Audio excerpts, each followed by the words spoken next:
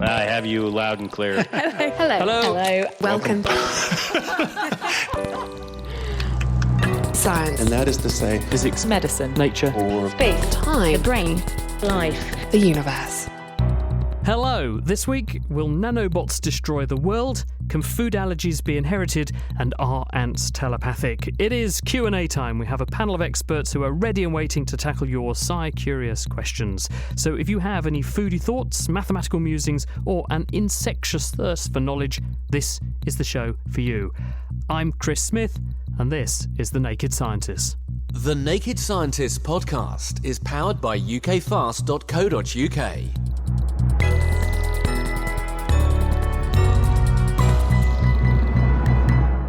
Well, first up, let's meet the panel of people who are going to answer your questions. We have Giles Yeo here. He is a geneticist who studies the brain control of body weight. And you're doing a bit of an experiment yourself for the BBC TV, aren't you, Giles? I am, yes. I'm currently on a vegan diet in order to see whether or not being vegan can be healthy. So what does that mean? You exclusively eating vegan food? I'm exclusively eating, nothing with a face, nothing with a mother, and therefore just eating plant-based stuff, plant-based you've food. been very diligent because I offered you a biscuit outside and you said no. You know what? I normally would cheat, but the problem is because I'm being bled and poked and weighed and all kinds of stuff, I feel that if I cheat, maybe it'll come out through my blood markers. Because the other day you and me were at a festival, the Cambridge Science Festival, and I saw you with a packet of Monster Munch. Are they vegan? They are vegan. But you're just making that No, up. No. They are definitely vegan. So are Oreos. Other cookies are available. If you have anything to do with diet or anything to do with how your guts work and how your brain controls your body weight, send your questions in for Giles Yeo. Now, up next is Bobby Seagull. He's sitting just to Giles's right. Bobby, tell us a bit about you. Hi. So I'm a secondary school teacher of mathematics, but I'm also doing a research doctorate on maths anxiety. So my life goal is to help make maths a little bit less icky for the public. Your other claim to fame is you did very well on University Challenge. Yes, I remember last year my rival Eric Monkman. Is it as scary as it looks? Because when we do it, we're all kind of closet quiz geeks here. Yeah. When you watch this on telly, there's something about the pressure of having to try and do what, if you just write it down, they're very easy kind of mind-tangling questions. But when you have to do it under that pressure, I always go wrong. Is it really, really bad when you're trying to do that for real? Absolutely. I think under the cameras, spotlights, there's no second chance to re-record something. And with Twitter, people can be quite unforgiving. So you've got to be very judicious in how you answer questions on air. Now, you, a little bird told me, are a bit of a rap artist. So you use rap in order to get people into your programmes and into your maths projects. So we thought we'd put you to the test. I've got some music. Are you ready? Yes, always ready. Got a little bit of a bed for you here. So rap away. Bobby Seagull, everybody. Students say Mr. Seagull, you can call me Bobby. You see, maths for me is more than just a hobby. 2 2s are 4 and 4 2s are 8. Starting with your tables would be just great. Area of a circle, pi r squared. Pi times 2r, circumference if you cared. Y equals mx plus c, a straight line. M the gradient, see the intercept be fine. Trigonometry is all about the angle, ratio, sine, cos, but don't get in a tangle. Numerator over denominator, get it right or Seagull see you later. Absolutely brilliant. And do you do that in the classroom? Yeah, I do that. Again, something just to perk the kids up. They'll say, "Sir, have you got a rap for us today?" I'm like, if you've done the work, or if you get to question 10, we'll do a rap. Do you do a different rap for every lesson then? It must take a lot of work. It must take longer than preparing the lesson. Sometimes it can. Bobby Seagull, so if anyone has any questions about anything mathsy, or if you've got some homework due in tomorrow, you can just give him a call. He'll help you out. Sitting next to Bobby, we have a materials scientist, and that's Rachel Oliver. She's from the University of Cambridge. What actually is a materials scientist, Rachel? Well, they used to call material scientists metallurgists, and then basically people figured out you could make stuff out of things that weren't metals, but you still needed to actually do some science to understand them. So pretty much if it's solid and you can make something out of it, I'm interested in the structure of that stuff and how you make it work better so that we don't just go, oh, look, this material's like this, but how can we change it? How can we change the structure? And then how can we use that to get better performance out of that material so that it does useful things for everybody in the real world? Who, when you say you're a materials scientist, do they sort of think you're talking fabric and curtains and things? Yeah, so when I said I was going to do materials science at university, one of my mum's friends did say, oh, lovely, textiles, such a good career for a girl. Oh, no. Whoops. Oh dear, I bet that went down like a Led Zeppelin. There's another material Little bit, for you. yeah. So anything to do with how the world around you is constructed and made and manufactured and optimised, Rachel is your person. And last but not least, we actually have a biologist and ant expert. That's Chris Poole. He's from the University of... he's from Royal Holloway. Have you got an anti-fact for us, Chris? Yeah, so one of my favourite facts about social insects is that the queens are so extraordinarily long-lived. The termite queens hold the record for the longest living insect in the world. And I wondered if you guys wanted to guess how long do you think they actually live? Ooh. 3 years. Bobby, you're the mathsy person. You're good with numbers. How long do you think? I was going to probably say like 18 to 24 months. Yeah, so maybe a honeybee queen would live about that long, but termite queens live much, much longer. So 100 years? Okay, not quite that long. So the longest living ant queen is about 30 years. And termite queens hold the record at 50 years. Wow. So half a century. That really is a very, very long time. And do you know what the person who studies ants is called? One of you? What are you? myrmecologist. You're a myrmecologist. Yeah. So what do you call a collection of you lot then? Are you a murmur of myrmecologists or perhaps a sort of... What is it? When ants run around, they formicate, don't they? That's that's the term for ants running around. So is there a sort of formication of myrmecologists, do you think? Perhaps. I haven't thought about it before.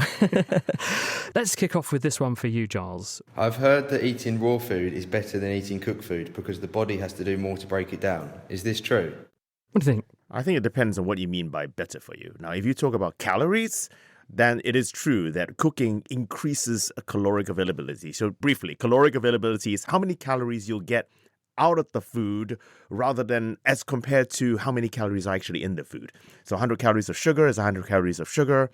But if you take 100 calories of sweet corn and you look in the loo the next day, you clearly haven't absorbed anywhere close to 100 calories of sweet corn. Now, with regards to cooking, if you ate raw celery, that's 6 calories pretty much for a medium stick of raw celery. Whereas if you cook it, you get 30 calories, okay, just by cooking the celery. So if you are looking to reduce your calorie intake, then yes, cooking it, you get more calories. But if you don't cook it, then you get less. But then cooking also does a lot more. For example, it kills parasites, and also there are certain minerals and vitamins that are only made available from the food after you cook it. So I think the answer is, from a pure caloric point of view, maybe, but is it necessarily better for you? That depends. So the whole argument about how many calories you burn off in your jaw muscles crunching things up, which is another consideration. That's really kind of nothing. Do you reckon? Sorry, Rachel, I didn't have the microphone turned on. Actually, if you eat celery, you're using up more calories eating it than you get from your stick of raw celery. Is that actually true? No, it is a myth. Oh. But it's 6 calories per stick, which is not. It's just barely a myth. Hang on, is that 6 calories per stick how much you consume eating the stick, or how much you obtain by eating the stick? As in, when I say consume, as in how much you burn off eating the stick. How many calories do you need to munch it up? How many calories? So in other words, if it depends how many calories are in a stick of celery. So for example, it's probably about 6%, broadly speaking, from eating a stick of celery compared to 100% when you eat 100 calories of sugar, for example. Yeah, thank you, Giles. Mm-hmm. Bobby, we've got one here for you. This came into us from one of our very own naked scientists, and that was Katie. Why do I hate maths? Somehow, I don't think she's alone. Bobby, what do you think? No, she'll join armies of people, sadly. So actually being a maths teacher and not an English teacher, I consulted Wikipedia to see what hate means. And let me read you the definition of hate. It's deep and extreme dislike, especially invoking feelings of anger or resentment. And that's a strong word. It's not dislike or it makes me a little bit queasy. This is like an intense feeling. But lots of people have had the double maths feeling. I mean, who here had double maths at school? Bet you all had double maths, right? And who really, really looked forward to it? Bet you didn't. Yeah. I liked it. You're a really material scientist, Rachel. I'm a geek. Maths is at the heart of everything. Did you like maths, Chris? No, I hated it. Yeah, I really, you go. really hated it. I was awful at it. There you go. So all the bio people in here, the biologically focused people. Fluffy science, we call the fluffologists like me and Giles and Chris. We're in Katie's camp, Bobby. Yeah, there are different types of mathematicians. I think everyone here is probably competent at maths, but I think there's one startling fact. I work with a charity called National Numeracy, and they said that 50% of working adults in the UK have the numeracy skills of an 11-year-old. They asked them to work out a 10% increase in the salary. So with or without a calculator, half the working population can't do that. So that's like really damning statistic of where maths is in this country. So what are we going to do about it? I think partly it's cultural, partly it's reputational. So I think it's easy to trash maths. Again, if you go with your friends to the pub and have a drink and you say that you do maths, everyone starts patting each other on the back saying, oh, I couldn't do maths at school, I was terrible. Whereas if you said you couldn't read, people look at you like, what? You're a cultural Philistine, you don't read? But they say that about opera, don't they? I've noticed that if you admit to not liking art or sport or opera or something, people will look at you like you're some kind of cultural pariah.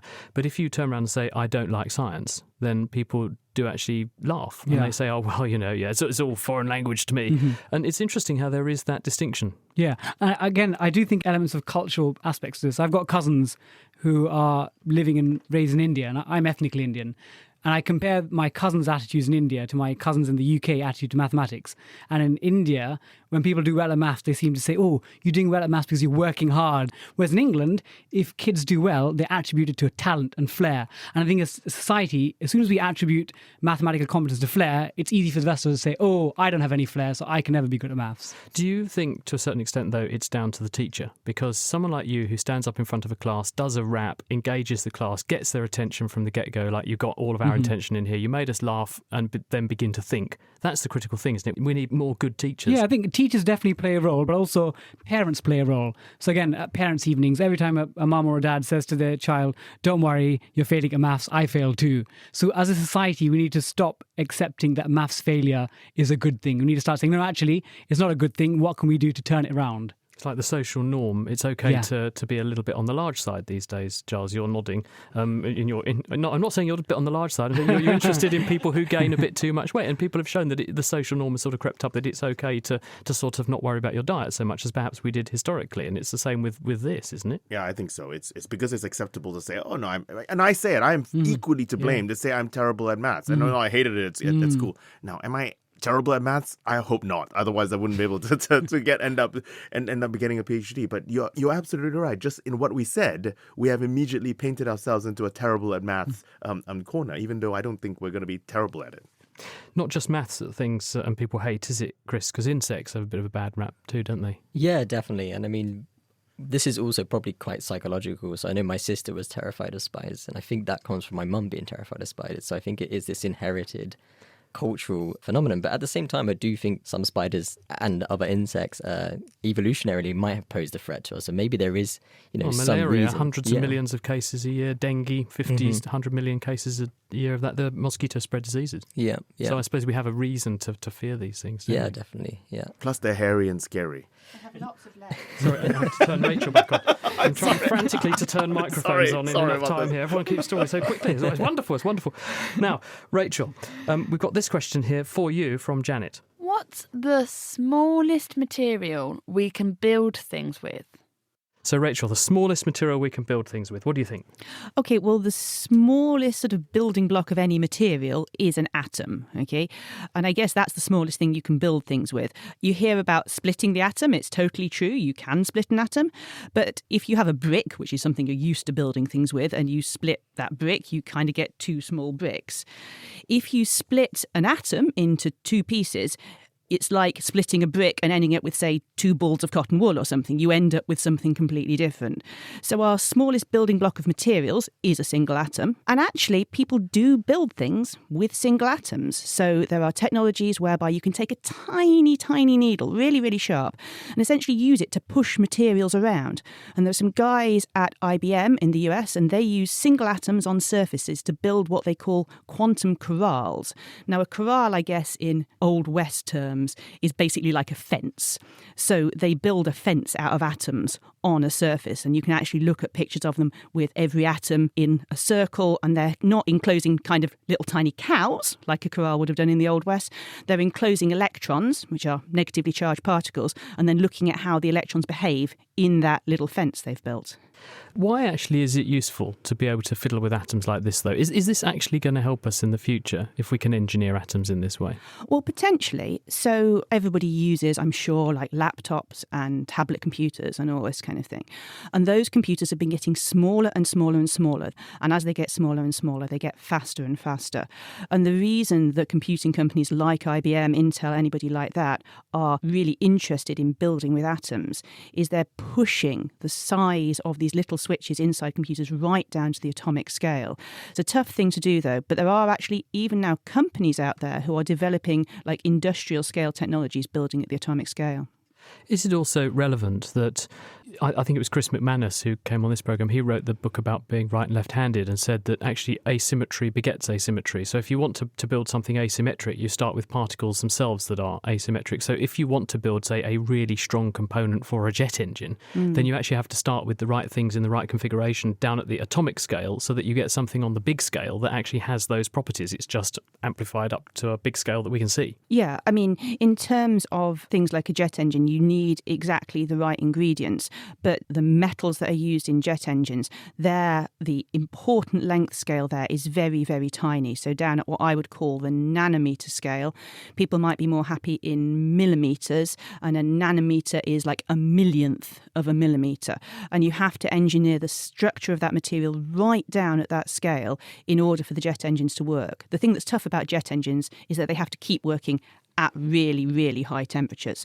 And you can't let the material get longer, expand by even very, very small fractions at those high temperatures. Otherwise, the blades of the jet engine will start bumping into the casing and the aeroplane goes slightly bang, which is not really what you want. Well, the claim that's made by the companies that make and engineer these jet engines is that the gas stream that's running through the middle of that engine is at about 1500 degrees centigrade, and the materials that the engine itself is made of melt at less than that temperature. So you're actually containing and constraining and using a gas stream that's at more than the melting temperature of the thing you've made your engine from, and you have to engineer it to withstand that, which is just phenomenal work, really, isn't it? Yeah, it's amazing. And there are different ways that materials can deform and expand and change shape.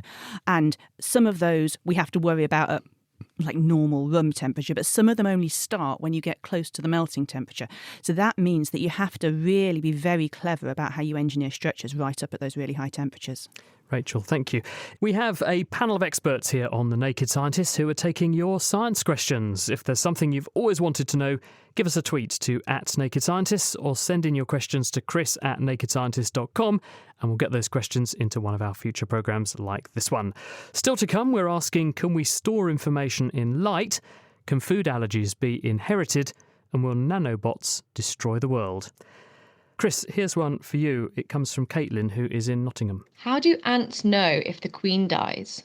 Are they telepathic? So, telepathic ants, fact or fiction, Chris? That's, well, to be honest, it's not a far cry from what they're able to do. So I guess if telepathy is being able to sense someone's emotions or their internal state or what they're thinking, ants kind of do have a way of being able to do that. So they use chemicals, smells, pheromones, and queens actually emit what we call a queen pheromone in the colony.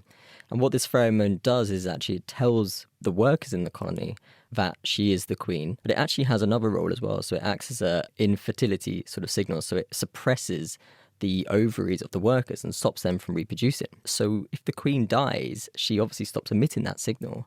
And that's how they are able to tell whether or not the queen is present anymore. And actually, the workers themselves can then start laying eggs and trying to get some reproduction. Is that what happens? So if the queen is lost for whatever reason, then will a new queen emerge from amongst the ranks, if you like? So it really depends on the species. But in your sort of average ant, then generally no. So the queen, once she's lost, she's lost. And in bumblebees as well, once she's lost, she's lost. So what happens to them?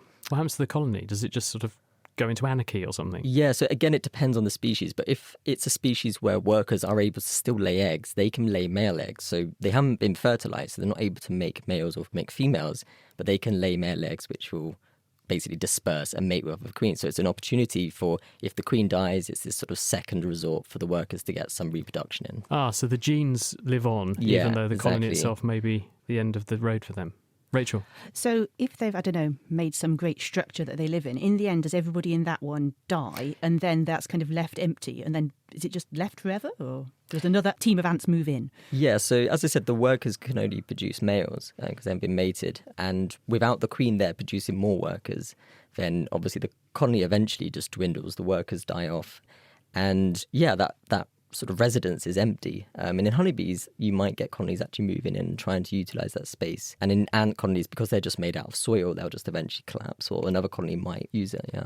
My garden looks like a lunar landscape from all these ants' nests that have sprung up. I wish a few of them would actually die. And I don't mean that in a nasty way. They're just ruining my garden, blinking things. We have Richard, who's on the telephone, who wants to talk about flu. Hello, Richard. Hello, Chris. Fire away. I've got a friend, and he's totally against flu vaccines. And he sent me an internet link on some research done recently, which suggests that people who've been vaccinated spread the flu around 630% more than people who haven't been vaccinated. What do you reckon? Well, first of all, thank you for an interesting question, Richard. The flu vaccine in an average year is about 75% effective. Now, what that means is that if you take an average person with an average dose of flu and an average dose of flu vaccine, they'll be protected 75% of the time. But flu isn't just one single entity. There are many different strains of flu. There's 2 different types of flu A, what we call flu A. There's H1N1, swine flu, and there's also H3N2, and there's also another human form of flu called flu B. All of them can cause epidemics, and all of them are represented in the vaccine. All of them continuously mutate and change, and therefore you have to update the vaccine year on year on year. So you have to keep having the vaccine every year in order to make sure your immunity stays current. Now, the other problem with this is that not every year the vaccine is 75% effective. Some years the vaccine may not be as effective as others. This year has been a particularly bad year for the flu vaccine. In fact, one of the types of flu that was in the vaccine, the B strain, didn't actually work at all because the virus had mutated and changed. And the other type of flu A, the H3N2 that was in the vaccine, that didn't work very well either. It was about 20% effective for various reasons. So therefore, people who had the flu vaccine this year were protected against one of the circulating strains, but not the other ones. And that meant that they might go around thinking that they're protected from flu and it's not going to be a risk for them and for anybody else. And therefore, they're actually more likely to be spreading flu. Now, there was an interesting study that got done by the British Medical Journal about 10, 15 years ago, got published in the British Medical Journal. And what they did was to ask people, have you had flu this winter? And then they took samples from those people and tested their blood for antibodies against the flu. And what they found is that about half the people who said they didn't have flu that year had flu, as proved by the antibodies that were in their bloodstream. So in other words, you can probably get people who have a low-level infection with flu. They don't know they've got it. They don't feel ill because they've got partial immunity to the flu, but they're nonetheless fully infectious. And they go about their business potentially infecting other people and spreading flu around, and they don't know they've done it. So on the whole, summarising, flu vaccines are very good. They're money well spent. They do save lives, and they help to protect patients in hospitals and care homes, and they help to protect kids in schools. They help to protect people with serious illnesses like diabetes, kidney disease, heart disease, and so on. But at the same time, we have to make sure everyone has one, because otherwise you're leaving a gaping gap in our defences, and anyone who hasn't been vaccinated then catches the flu and then they're fully infectious and they give it to other people. So it is effective. We do like the flu vaccine, but at the same time, there has to be good compliance and uptake in the population or it's not going to work. Thank you very much for the question. Back to some more questions. One for you, Bobby. Liz sent this in on our forum, nakedscientist.com/forum. What is the birthday paradox? Is it actually true? So what is this? I'd not heard of the birthday paradox. What does she mean? Yeah, so actually, you might think that the most recognised song in the world might be perhaps a Stormzy rap or a Taylor Swift song or Ed Sheeran, who seems to be everywhere all the time. But actually, according to the Guinness Book of Records, it's Happy Birthday, which is the most recognised song in the English language. So it's only appropriate that the birthday paradox is something which is important in maths. So the question is, what's the minimum number of people required, let's say in a room, for the chance of 2 people sharing the same birthday being more than 50-50? And obviously it means the same day and month, not the year. Should we ask the crew? Giles, what do you think? 50-50. Yeah, so chance of 2 people in a room having the same birthday being more than 50-50. How many people do you need in a room to guarantee there'll be more than 50-50 chance? Oh my goodness. About 180 people? Chris? 250. You see, I reckon it's quite low, maybe 30. Rachel's pretty close. Who was the maths? Giles did say he didn't like maths. Intuitively, we seem to think it's quite a high number, but actually it's 23 people. With 23 people, mathematically, the chances of 2 people in that room sharing the same birthday is slightly more than 50%. Now, are you going to show your working? Yeah. As all good students should? We'll try to. So this is one of those things where, with a whiteboard and paper, this is quite easy to demonstrate, but we'll try. And a good analogy is... I'm going to write this down as you go. So first, let me just give you an analogy first before we start. So one way to think of it is, imagine you had a 365-sided dice. I know die is singular, but we'll say dice, it sounds nicer. And after 23 throws, you're more than likely than not to get 2 of the same numbers of the dice land. Where does the 23 number come from? The 23? Yeah. Oh, so we're about to get there now. Okay. Oh, okay, right. Okay. Step 1. So the probability of 2 people sharing the same birthday in a group is 1 minus the probability of no one sharing the same birthday. So we've got that, yeah? Right. So it's 1 minus the probability of no one sharing it. Okay. So let's work out the probability of no one sharing the same birthday. So in a group of 2 people, firstly, it's 365 out of 365. That's essentially the first person can be born on any day. Then you multiply that by 364 out of 365. And I'll explain the second fraction. So that second person can be born on any day apart from the first day that the person was born. That you're born in, Yeah, so that's the 364 choices. So that's for 2 people. So if we expand it to 3 people now, we've got 1 less option. So that original multiplication, we multiply that, okay, bear with me, 363 over 365. Yep. So if you keep on doing that, adding 362 over 365, all the way to 23 people, at this stage, you get this multiplication to be 0.493. If you cast your mind back a minute You want it 50-50. Yeah, so it's 1 minus that. Yep. So once you get to 23 people, the chance of... 51%. Yeah. Rachel's going to dispute your maths now. No, Here I'm we not. go. I'm just going to point out I'm not nearly that clever, but I am basically an engineer by training. So my pragmatic version of answering the question is that I know that in a typical school class, you quite often get 2 kids sharing the same birthday. So therefore, 30 was a good guess from that point of view. So that's the benefit of wisdom. Absolutely, See? That's yeah. wisdom. Yeah, so no absolutely. maths really, just like common sense. And just on the birthday paradox, if anyone's a football fan here? Giles, you look like a footballer. You're not a football fan? American football fan. American football fan. Okay, Chris, you're a footballer? Unfortunately not, no. Okay. Can you indulge me on my football-related birthday Go on then. paradox? Go Okay, on then. so we've got the World Cup coming up, and this is actually a great test ground for the birthday paradox because coincidentally, the number of people in every registered World Cup squad is 23 people, and there are 32 squads in the World Cup. So if people want to test whether this theory is true, I think the World Cup squads get announced on the 4th of June. Go onto the FIFA website that day, check out all the squads, be a nerd like me, and see how many squads. And in the last 2 World Cups, I think in the 2014 World Cup, there were 16 squads out of 32 that had 2 people sharing the same birthday. And the World Cup before, there were 15 out of 32, so just under 50%. So it does work. I'm guessing, but I think people will be looking at the FIFA website for reasons other than who's got a birthday in common. But thank you for that lovely update. We enjoyed it very much. Back to you, Rachel. Helen on Facebook has got a question for you. Can we use light to store information? And if so, how much light do we need? Light and information. That's a really cool question. So storing information with light is actually quite hard because storing light, keeping it kind of stable in one place is difficult. But transmitting information with light is actually something we do all the time. So you can take this back like a really long time. So I guess even in ancient times, people used fire to send signals. And certainly in Elizabethan times, there were these beacons set up all around the country, which were there to be lit if they saw an invading armada coming from Spain. And eventually they did, and they lit their beacons and warned London and, I guess, Dover of what was happening and what they needed to do. In the modern world, you hear adverts on the telly for super fast fibre optic broadband. So that's a kind of slightly more sophisticated way, but it's basically sending pulses of light down long, thin pieces of glass to send information about the internet. So there's the question, how small can we go with how little light can we use? Okay, so we talked before a little bit about atoms as like the smallest piece of a material that you can have. The smallest piece of light you can have is something called a photon. It's what we call a fundamental particle of light. And it's a really amazing thing. We can actually do experiments which show that light is a stream of particles. And at the same time, light is also a wave, which sounds completely contradictory.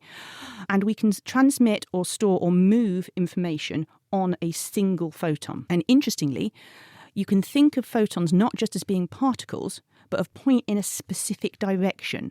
That's a property of the light called its polarization.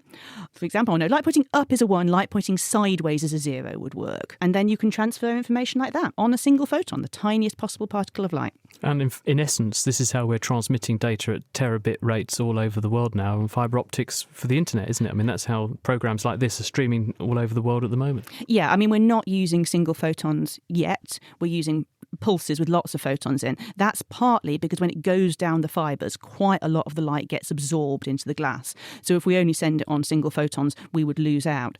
But there are schemes for using single particles of light to transfer information perfectly securely. So you can use it then to basically keep really, really valuable information very, very safe. And there's even then schemes for how you deal with the fact that you lose large chunks of your photons down your fibre that gets absorbed into the material. Rachel, thank you very much. The Naked Scientists podcast is produced in association with Spitfire. Cost-effective voice, internet and IP engineering services for UK businesses. Find out how Spitfire can empower your company at spitfire.co.uk.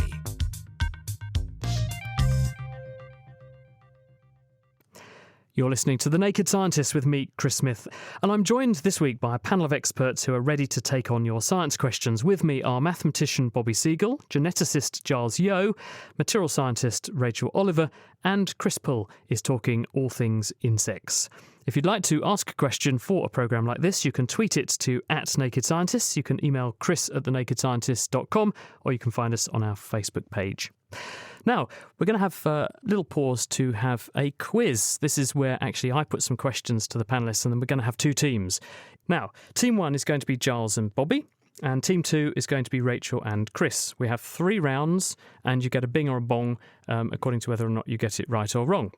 The team at the end of the 3 rounds who has the highest score goes home as our big brains of the week. The team who has the lower score doesn't.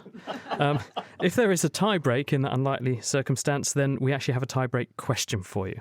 So, team 1, Bobby and Giles, here is your question. You may confer. Please do confer audibly so everyone at home can hear your thought processes and you teach them to think like a scientist too. Question 1, what happened first? The year that fluorine was discovered or the only draw in the history of the Oxford and Cambridge boat race? What do you both think? Okay, boat race started about 1880s. I think so. It's 160th. Right. So fluorine must have been discovered before. Is it fluorine? Fluorine. Must have been discovered before. We're going to go with fluorine. Yeah. So you're going fluorine was first? Yes. Yep. No, I'm sorry to say, the only draw in the history of the Oxford and Cambridge boat race was in 1877. Fluorine came along 9 years later, 1886. Rachel and Chris, quiz question 2, which happened first? The invention of the catapult or the first use of negative numbers? Oh, God. So the catapult, it strikes me as something kind of medieval, people throwing rocks at castles. Negative numbers. Do we think the Romans could do negative numbers? They understood about 0. Maybe they could do negative numbers. Yeah, I feel like numbers have been around a really long time. Number has been around a really long time. We're going to go with negative numbers. No. Did you know that, Bobby? Do you know I wasn't quite sure. I was thinking of negative imaginary numbers, but I wasn't thinking of negative integers. No, the answer is the catapult. That came along in 400 BC. Negative numbers in the Han Dynasty in China, 200 BC. So you're both teams doing very well at the moment. Your net score is 0. Appropriately enough on that note, round 2 is called What's Bigger? So hopefully you'll score by the end of this round. Back to team 1, Bobby and Giles. Okay. Which is bigger, the lifetime of an adult housefly or the time taken for the Apollo astronauts to reach the moon? Okay, how long did it take? About 3 days, 4 days? To reach took the moon? 3 days or 4 days. The average housefly, right? Yeah. The average housefly, how long does it live? So we've got 70... All the way from maggots, all the way to the thing, or during the fly bit? Oh, they might be during the fly bit. Oh, just the fly bit. I think we're going to have to go with the moon, because if you include the maggot stage, then it's definitely longer. But it's not, it's just the fly annoying part. Yeah, just the fly annoying part. So we're going to go with the moon. Oh, no. No. Insect man, Chris, do you know the answer to this one? I don't. It doesn't I know this imagine one. they only live a couple of days, but some do. Actually, Okay. Things like the glowworms that turn into a gnat live just for a few days long enough to mate. But your average nice meaty big blue bottle housefly, they last 2 to 4 weeks. They're quite long-lived, actually. It took the Apollo team 3 days to reach the moon. The New Horizons Pluto probe, which was the fastest spacecraft ever created, which went out past Pluto last year, launched in 2006, that did the same journey in just 8.5 hours. But certainly the fly trumps it. Right, Rachel and Chris, which is larger, the average length of the small intestine or the length of nose hair grown by a human over a lifetime? Now, I know that the small intestine is surprisingly long, Yeah. but I have no idea how much nose hair a human grows in a lifetime. Isn't it like a few millimetres a day? Oh, not a day. Chris is just wafting his nose hair out of the way so he can get to the microphone. A day, it would be like down to our feet quite quickly. I mean, how long your hair is also depends on how often your hair falls out, but I'm also not sneezing that much nose hair. I mean, I know, but it, like, as men get older, it grows longer, It right? does. They do get Because quite you see old hairy. men sprouting it, like, yeah, so... And Sincere apologies to any older members of the audience. What are we going for then? Are we going nose hair or intestines, you two? I feel like it must be nose hair because so far the obvious answers have been the wrong ones. So. Okay, given I got the last one wrong, let's go nose hair. Giles, do you know the answer to this one? I did not know that. I mean, I know the gut is pretty long, but I have no idea about nose hair growth. I think you should get out what you've got in your bag under the table. So what I have got with me is a live-size knitted gut. Who knitted this? Who knitted this, Charles? So this is knitted actually by a consortia of professors and secretaries and research managers and at the Institute of Metabolic Science. And this is a live-size knitted gut, otherwise known as the food to poop tube. And so this is the mouth bit. Oh, fantastic.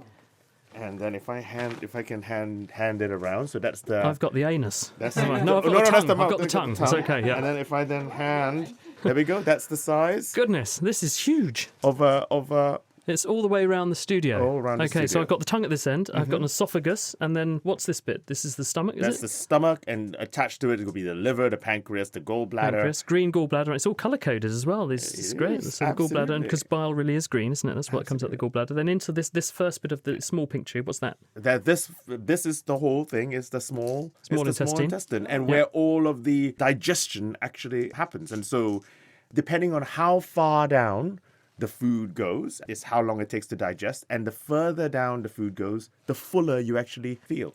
Well, I mean, before it breaks down. Before it actually breaks down, before it breaks down to its constituent parts to be absorbed, the longer that takes, the fuller you actually So feel. what should I be swallowing to get as much food as far as possible down my small intestine so I feel as full as possible then? What's a good food stuff to do that? Okay, for one thing is actually protein, because of all the protein to fat to carbohydrates in that order takes the longest to digest. And so that's how the Atkins diet works, for example. When you actually eat a lot of protein in the Atkins diet, so much of it travels further down the gut. You get fuller, you eat less, you lose weight. And on that note, if you are intrigued as to how long the intestine really is, the average length of the small intestine, including Giles's knitted gut, is about 6 metres. Over a lifetime, though, on average, a human grows 2 metres of nose hair. So actually, you weren't wide of the mark there, Chris, when you were suggesting that, although 2 millimetres a day does seem quite prolific. Next question, round 3, is science fact or science fiction. And thank you, Giles, that was brilliant. This is for Bobby and Giles. True or false, ants have 2 stomachs. What do you think, Bobby and Giles? Ants have 2 stomachs. Okay, so cows have 2 stomachs. Cows have 2 stomachs. Why would ants need? So cows have 2 stomachs because they eat grass. That's cellulose. right. So they need a rumen in order to ferment the grass. What do ants eat? Grass. Grass. So they would probably need. I've eaten the bottom of an ant in Australia once. It was very, very. That's a lemony flavour, isn't it? Very lemony flavour. Yeah. So slightly off topic here, though. What's the answer to the quiz? Do you reckon it's true? I'm going to go with true. Yeah, should we go for that? Our final answer is true. You going for true? Yes, finally. Yeah, they do. It's so actually they can enjoy 2 courses. Of course, there's the main course and then the antipasta. Okay. See? No, it is true. Did you know that, Chris? Did you know that ants have 2 stomachs? I didn't know. got the Ant-Man, caught him out. One of the stomachs is for holding food for their own consumption. That is the antipasta. Yeah. The second one's to hold food that they're going to share with other ants or take back to the queen. This is the process. Do you know the name of the process, Chris, of doing this? Yes, trophylaxis. Trophylaxis, very good. Troughing, there you go. Isn't that appropriate? You won't forget that one in a I hurry. thought that this was called the crop. I never thought of it as being an actual stomach. Now he's disputing the answers to the quiz. Okay, let's move on quickly before he catches us out. Right, team 2, Rachel and Chris. Now, they've got 1 point, so it's sort of on this one. So this is a pressured moment for you. True or false? Triskaphobia is fear of the number 30. I feel like he'll know that one. Triskaphobia. I feel like I know. I feel like Well, that means tant something, right? is the French for 30. So, but is there really a word for the fear of the number 30? Maybe there is. I don't know what else it means though. So, what do you think? What do you think? True or false? I'm going to go true. You're going true. No, it's Well what? done. It's actually, I gave that wrong. It's this. Oh! Actually, it's not. I pressed the wrong button. It's no, you don't know which was the right answer. I'll tell you. Actually, it's wrong. It is fear of the number 3. Oh, I tell you what, the okay. We were tiebreaker close. was good though, and we almost got there. Would you like to hear the tiebreaker all the same? Because it is quite interesting, the tiebreaker. To the nearest 10, how many multiples of their own body weight can a dung beetle move at one time? So I'll ask you one at a time so you can all speculate. It's quite amazing, this. And we'll come to Chris last because he probably has the best chance of getting it right. But Giles, what do you think? Dung beetle, how much poop can they move in one go? 100 times. Okay, Giles is going 100. Bobby? I've written down 200. Bobby's going 200. We're going up. Can you see Bobby's 200 and raise him at all, Rachel? Oh, no, I'm going to go 30. I think it's a good 30. number. Chris?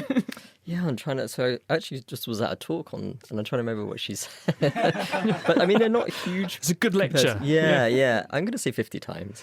1,140 times its own body weight. It's amazing. And do you know they even navigate using the stars, dung beetles? Yeah. They isn't that true, isn't it, Chris? They follow stars to work out which direction they're Not going to... quite. So no? they can't quite see the light from the stars. It's not strong enough, but they can see the Milky Way.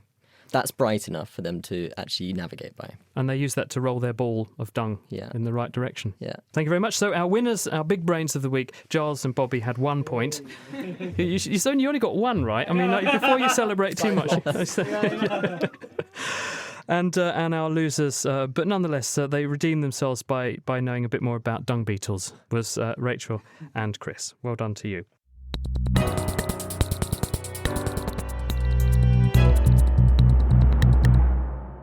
This is The Naked Scientists, and we have a panel of experts who are taking on your science questions this week. Still to come, what's the most useless number, mathematically speaking, and will nanobots destroy the world? Now, we've got this one for you, Giles, from James. He's at the competition in Oxford. Can food allergies be inherited? Food allergies and inheritance, yes or no? The answer is yes, but it's more complicated than that. So I think the first thing I want to do is there's a big difference between intolerance and allergy. So in intolerance, it's almost like you can be lactose intolerant because you lack the enzyme to break down lactose.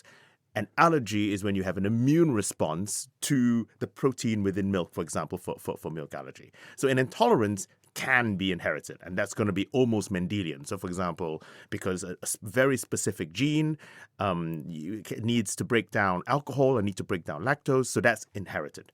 Allergy is more complicated because there's an immune response. So while there is a genetic element to it, it's not like Mendel's peas. You can't say for sure if my parents were allergic, then I'm going to be allergic. So there is a genetic element to it, but it is not Mendelian. So in other words, it's not for sure that you're going to inherit it if your parents happen to be allergic to a given product or item.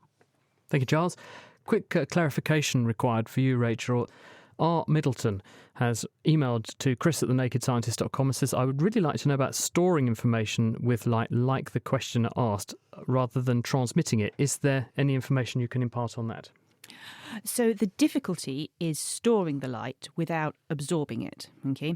So you can do that in a thing called a cavity. Now, in the simplest sense, a cavity could basically just be 2 mirrors and you reflect the light backwards and forwards and backwards and forwards. Okay, and we can make cavities that will store light, but probably not for very long. So fractions of a second might be the amount of time that we could store a single particle of light that I was talking about earlier. So you can store information in the form of light, and there are ideas for using that, but the problem is the storing part, not the information part. So if you had a box which was entirely mirrored on its interior and you put some light in there, would it not just ricochet around forever in the box? Your problem is the entirely mirrored, so you don't ever manage to make a mirror which is 100% reflective that always bounces back the light. They're always going to absorb some of the light as well, or some of the light's going to leak out of the box. So in your theoretical perfect mirrored box, yeah, you're doing great, but actually making one of those is so difficult that the word impossible is probably quite relevant. Thank you, Rachel. Quick one from Tim, which came in for you, Bobby. Why do we count in tens? Is there a better number to count in? Why do we have this number preference for 10? What do you think? Good question. So, demonstration, put your hands out, count how many things you have, digits. There we go. I'm hoping all of us have 10. Yeah. So about toes? Yeah, you could do. Those? So the reason we count in tens is historically because we have 10 fingers. But other cultures, other civilizations, different things. Aztecs have used 20. The Babylonians have used 60. There's some indigenous groups of people in South America that use 3 or 4.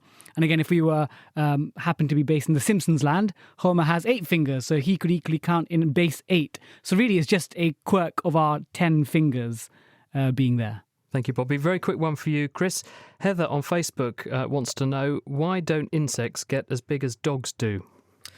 Yeah, I mean, so the largest insects today sort of are about 18 centimetres, and actually a few years ago there was a stick insect discovered in China, which is actually 60 centimetres long. But, back in, 500 million years ago, there were insects the size of seagulls flying around. So there was the size of Bobby seagulls. Yeah. So there was basically a dragonfly which was flying around, and also you had millipedes, which obviously aren't an insect, but they got up to 2 meters long. And the prevailing theory is that back then there was just a lot more oxygen in the atmosphere. And because they breathe passively through these network of air-filled tubes, the larger you get, the harder it is for that diffusion-based respiration to work. So it's kind of like if you snorkel near the surface, it's easy for you to get enough air. But if you were sitting on the bottom of a swimming pool with, let's say, a 3-meter long snorkel, you could imagine how much harder it would be to get enough oxygen and enough CO2 back out. And that's essentially why we think insects are limited, because today the levels of oxygen are much lower than what they have been back in very ancient times. So it's all down to oxygen. Thank you very much, Chris. Rachel, one for you. Somewhat apocalyptic, this, from Ted. Will nanobots destroy the world? What's a nanobot? Okay, so this, I think, comes from an idea which was originated by a guy called Eric Drexler, who is one of the fathers of nanotechnology. So nano is this sort of millionth of a millimetre length scale. And Eric Drexler came up with the idea of these tiny little robots that he'd hoped would be really useful, so they could essentially make things for us on that tiny scale. And he thought, well, what you need is the robots to be able to make more robots, and then they can make more of the useful things. But then he started to worry about, well, maybe if the robots can make more of themselves, then they can make more and more of themselves and kind of eat up everything in the lab they're in, and then having eaten the lab they're in, sort of set off across the city consuming. And there's this idea of the grey goo where everything in the world gets turned into nanobots. Having said all of that, I possibly should reassure listeners that I don't think it's very likely to happen. In terms of stuff that scientists can make at the moment, we're talking about things that don't self-replicate, they don't remake themselves, but they can self-assemble, they build themselves in the first place. Those sorts of processes, they're workable, we do them in my lab, but you have to provide very much exactly the right ingredients and exactly the right conditions, by which I might mean the temperature or the pressure, those kinds of things. So with current technologies, I don't think we need to be scared at all. However, it would be stupid to say, oh, this is physically impossible, because we know about self-replicating entities, but what we'd have to sort of design deliberately, really, is something that comes with its own power pack, that is completely adaptable to all sorts of different environments, to different chemical sort of species being available, that also carries all the information it needs in itself. And yeah, I mean, we're starting to design life, and life did evolve, but it took quite a long time for then life to start from some kind of puddle on the barren earth and turn into what we have now. And it's not actually turned out to be grey goo. So I think we're probably safe. Good to know that material scientists have got our back. Thank you very much, Rachel. Now, Bobby, here's one for you. Sam's been in touch on Twitter and says, what's the most useless number? That's been insulting to a mathematician, really. Surely all numbers are precious, aren't they, to a mathematician? Yeah, so asking a mathematician what is a useless number is almost the reverse of asking a parent to select their favourite child. But if we must give an answer. So let's take a time machine back to 16th century Italy. Let's go to Lombardy and let's meet Girolamo Cardano. So this mathematician was a polymath. He actually did biology, physics, chemistry, philosophy, writing, even did dabbling in gambling. And he was looking at solutions to cubic equations. So for our listeners, we have linear equations are like, the straight line, like my rap, y equals mx plus c. Then we've got our quadratics, that's a x squared, looks like a smiley face. And then the cubics, where it's an x cubed type graph. So he was looking at solutions for these. And then he came across some solutions which were imaginary. So an example that he gave was, he said, what happens when you expand? So let's bear in mind again. So 5 plus the square root of minus 15, and you multiply that by 5 minus the square root of minus 15. So if you can mentally picture that, You multiply the 5 and the 5, so we're doing double bracket expansion, boys and girls. You get 25. Then Giles has done it already in his head. yeah. So you get the 25 there. So we get a minus 5 lots of root minus 15. And we got the opposite, a plus 5 lots of root minus 15. So they cancel out. And at the end we get minus lots of the root of minus 15 squared. So let's see. So now we've got a 25. We've got a minus 15. So that gives us 25 plus 15. It gives us 40. So what Cardano said was, he said this in Italian, so I'm doing an English accent. Thus far does arithmetical subtlety go, of which this, the extreme is, as I have said, so subtle that it is useless. So he thought that the minus square root of 15, an imaginary number, was useless. But interestingly, over time, imaginary numbers became very useful. Who's planning on going on a holiday this summer, anyone? Pretty much everyone, I hope. Taking a plane, I guess. Yep. And actually, air traffic relies on radar. And actually, radar uses complex computations where they distinguish stationary objects from moving ones. And for this, they use imaginary numbers because it makes the calculations a lot more manageable than if you just had straightforward standard real numbers. So there you go, imaginary numbers are real and not as useless as Cardano thought. So there are useless numbers, but they're not really useless. Exactly. Thank you very much, Bobby.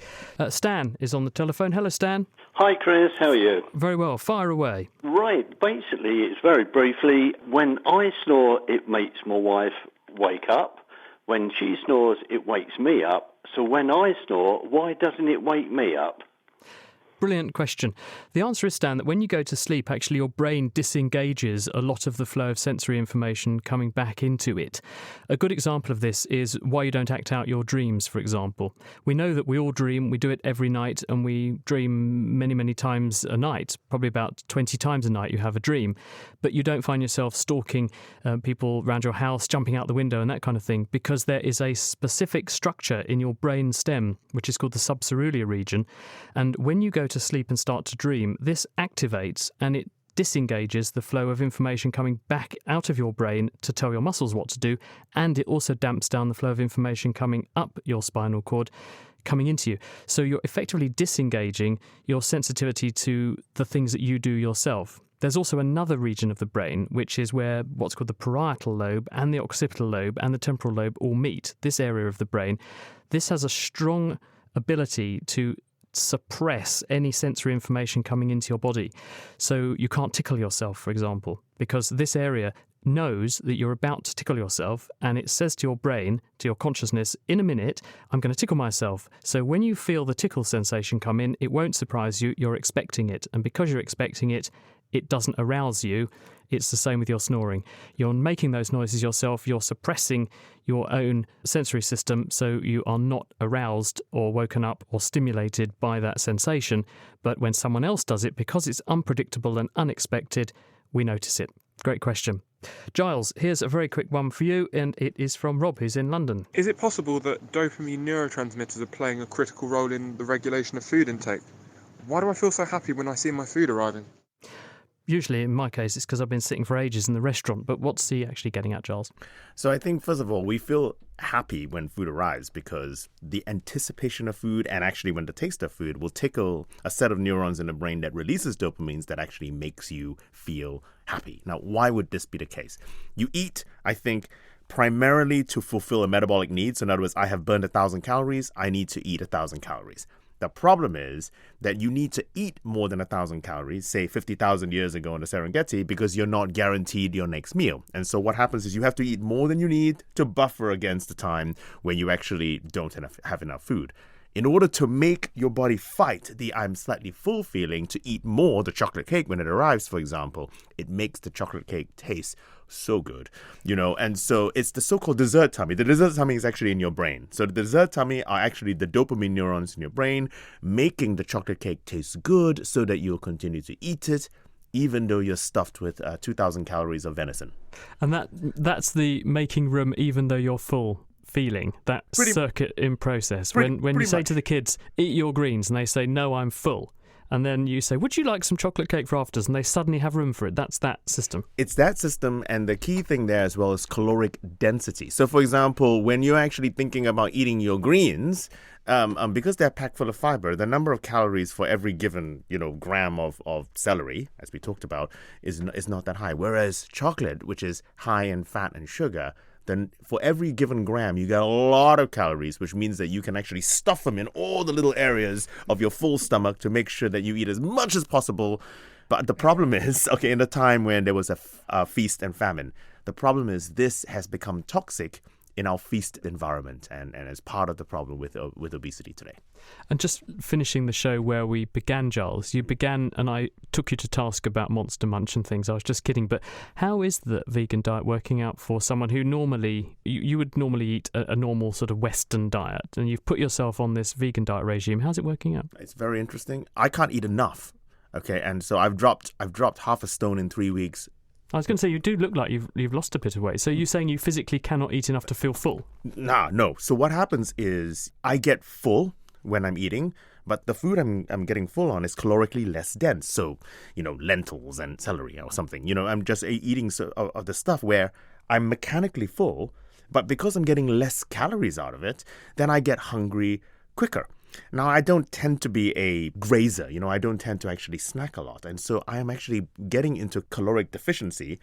My wife's very excited about this, that I'm losing weight, it has to be said. And so it's been very interesting for me, I have to say. And so I have lost the weight even whilst not cutting down on my food. I've been eating. I'm going to go home tonight. I'm going to have a great big bean burger, but I'm going to feel hungry later in the evening. And because I can't eat pudding, I can't have apple pie, I can't have anything with eggs or butter in it, I'm then not going to be able to have pudding to get my dessert tummy, to tickle my dopamine neurons. How have you coped with it? Because a lot of people say when they change their diet quite radically, all of a sudden they find that they do not feel right for a while, probably because their microbiome is a bit upset and they've tuned their microbiome to eating what they normally eat, and then they suddenly make a diet switch and they say it takes a while to settle down. Are you coping okay with the total diet switch? I'm coping okay. I have to say that the first week and a half, I realized I'm only a few weeks in, I got a bit windy, shall we say? But the windiness has gone away. So no, there was definitely an adaptation of my gut microbiome to this drastic change in my diet. And do you think you'll carry on doing this afterwards, or are you going to be so glad to get back to a bacon sandwich? There are a lot of people out there who are getting all ready to be offended by me doing this. But the reality is, I think I'll probably stick to vegan 2 to 3 times a week, actually. I think it's been good. I do think I eat too much meat. I do. And now that I've actually spent nearly a month learning vegan recipes, I'm excited and I'm not as scared to actually cook the food. I think 2 to 3 times a week vegan is something that I probably will stick to. Good message there for all of us, and food for thought as well. Thank you very much, Giles. You'll have to tell us how you get on later. That's it for this week. You heard there from Giles Yeo, Chris Pull, Bobby Seagull and Rachel Oliver. The producer this week was Izzy Clark. Join us next time when we'll be launching our Senses Month. Up first, we'll be tuning in to the sense of hearing to find out how it works. The Naked Scientist comes to you from Cambridge University, where it's supported by the EPSRC, the STFC and Rolls-Royce.